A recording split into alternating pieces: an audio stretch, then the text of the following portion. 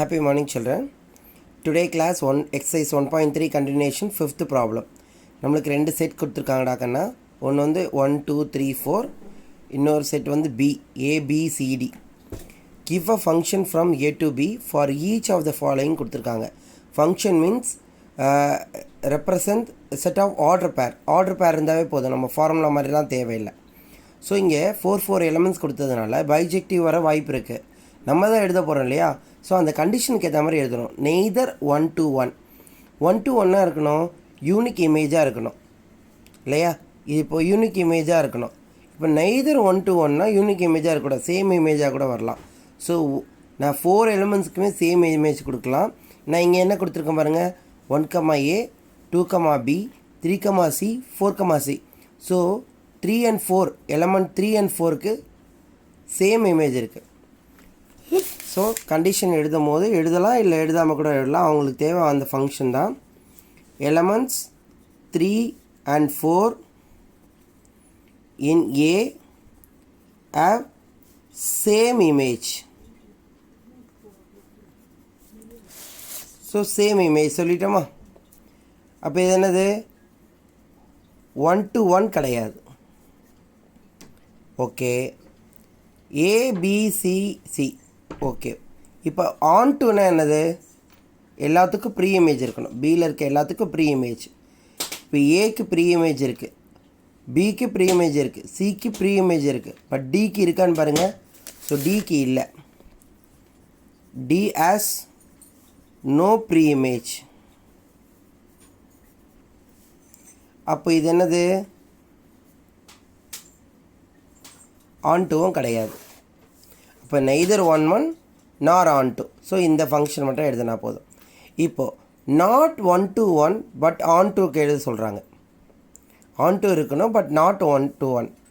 நல்லா கவனிங்க, இதில் 4த்துக்குமே கண்டிப்பாக ஆரோ மார்க் இருக்கணும், அப்போ தான் அது ஃபங்க்ஷன். அப்போ 4 எலமெண்ட்டுக்கு 4 இமேஜ் இருக்கணும். 4 எலமெண்ட்டுக்கு 4 இமேஜ் இருக்கணும். சரியா?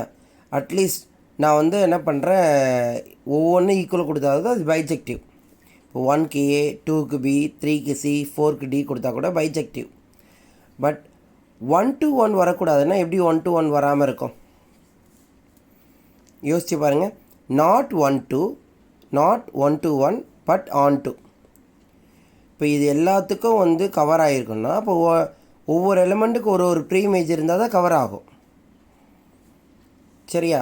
இல்லைன்னா கவர் ஆக வாய்ப்பே இல்லை. ஸோ கண்டிஷன் படி என்னென்னா, இங்கே 4 எலமெண்ட்ஸா, பட் ஆன் டூவை பொறுத்த வரைக்கும் என்ன இருக்கணும்னா, பி எலமெண்ட் லெஸர் தென் ஏவாக இருக்கணும். Number of elements in B lesser than number of elements in ஏவாக இருக்கணும். அப்போ தான் அது ஆன் டூ. ஸோ இங்கே நாட் பாசிபிள். ஸோ அதே மாதிரி தான் 1 to 1 but not onto. அதே மாதிரி தான் இங்கே என்ன இருக்கணும், என் ஆஃப் ஏ வந்து லெஸராக இருக்கணும் என் ஆஃப் பியை கம்பேர் பண்ணும்போது. ஸோ அப்போ இதுவும் நாட் பாசிபிள். ரெண்டுத்துக்கு செட் எழுத முடியாது. பைஜெக்டிவ் எழுதலான்னு அப்பத்துலேருந்து சொல்லிட்டு இருக்கேன். அதாவது 1 to 1 அண்ட் ஆன் டூ தான் பைஜெக்டிவ். ஸோ எழுதலாம் இல்லையா? So 1, A 2, B 3, C 4, D. நான் அது வந்து ஃபார் எக்ஸாம்பிளுக்கு எழுதியிருக்கேன். நீங்கள் என்ன வேணால் எழுதலாம். நீங்கள் எப்படி எழுதலாம்? 1, D 2, C 3, B 4, A. So your wish. Okay children, next problem பார்க்கலாமா? Find the domain of 1/-2 sin x. இதே மாதிரி எக்ஸாம்பிளில் நிறைய இருக்கும், நீங்கள் ட்ரை பண்ணுங்கள். நான் எக்ஸசைஸ் போடுறேன். இப்போ எனக்கு டொமைன்னா என்ன அர்த்தம்டா, இந்த எக்ஸுக்கு நான் என்ன வேல்யூ கொடுக்கலாம். ஃபார் எக்ஸாம்பிள் எக்ஸ் என்னவாக இருக்குது? சைனில் இருக்குது. அப்போ எக்ஸுன்றது ஆங்கிள். ஸோ ஆங்கிள் என்ன கொடுக்கலாம்? ஸோ டேரெக்டாக நம்ம கெஸ் பண்ண முடியுமா? முடியாது. அதுக்கு பதிலாக நான் ஒரு க்ளூ சொல்கிறேன்.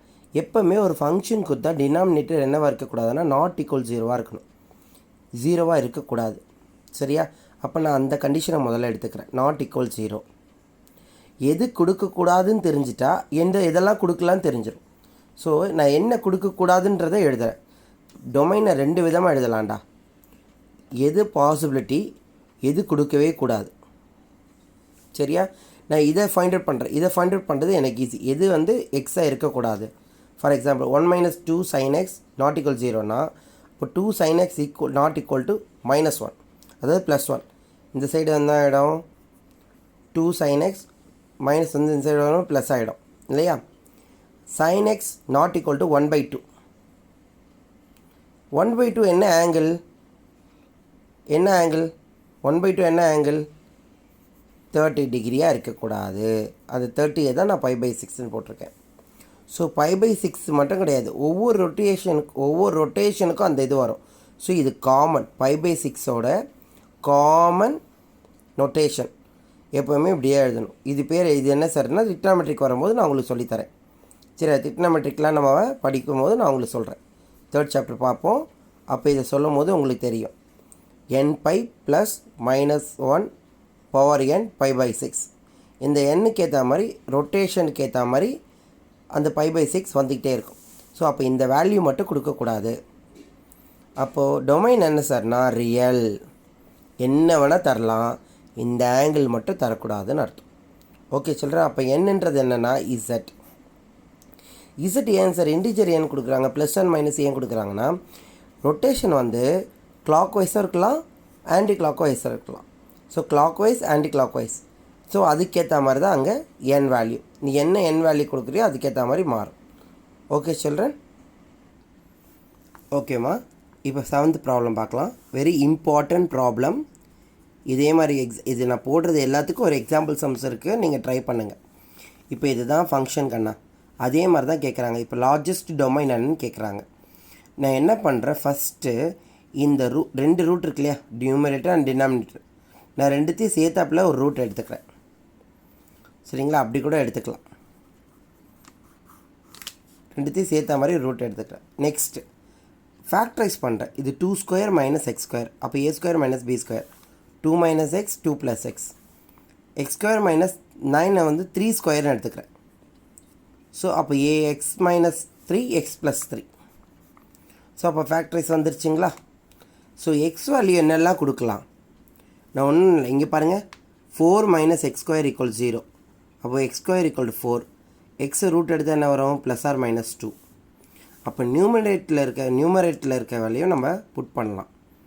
டினாமினேட்டர் பாருங்கள், x² - 9 ≠ 0. எப்பவுமே டினாமினேட்டர் ≠ 0 தான் சொல்லியிருக்கேன்.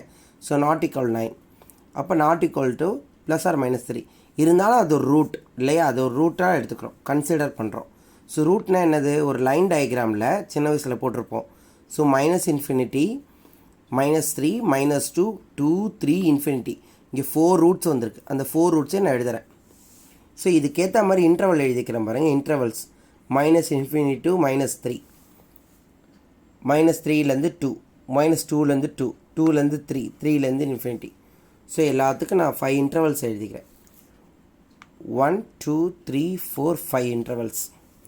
இப்போ இந்த ஃபங்க்ஷன்ஸ் எல்லாத்தையும் நான் பிரிக்கிறேங்க. நான் நியூமரேட்டர் தனியாக, டினாமினேட்டர் தனியாக. 2 - x 2 + x x - 3 x + 3 f(x).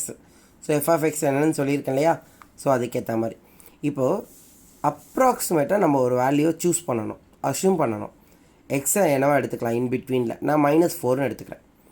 இங்கே -4 எடுத்தால் அதை மட்டும் கவனிங்க, -(-) என்ன ஆகும், ப்ளஸ். அப்போ அடிஷனாக ப்ளஸ் சிம்பிள் தான் வரும். இங்கே -4 மீன்ஸ் 2 - 4 என்ன வரும், -2. ஸோ அந்த சிம்பிள் மட்டும் எழுதுங்க, நம்பர் போடணும்னு அவசியம் கிடையாது, மைனஸ். இப்போ இங்கே மைனஸ் எடுத்தால் -(-) அடிஷனாக, ஸோ அதே சிம்பிள் மைனஸ் தான் வரும். இங்கே -4 எடுத்தால் அகெயின் இங்கே என்ன வரும், கிரேட்டர் தென் சிம்பிள் மைனஸ் தான் வரும். ஸோ அப்போது ஒரு ப்ராடக்டில் 4, அதாவது ஒரு ரூட்டில் 4 ப்ராடக்ட்ஸ் இருக்குது. அதில் 3 மைனஸ் இருந்தாவே கண்டிப்பாக பாருங்கள், -(-) ப்ளஸ்.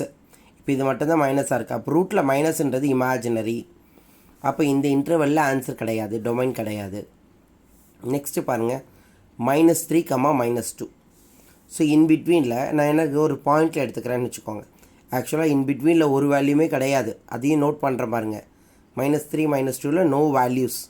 இப்போ இருந்தாலும் ஒரு அப்ராக்சிமேட்டாக சொல்லணும்னு சொல்லிட்டு சொல்கிறேன். 2.2 எடுத்துக்கிறேன்.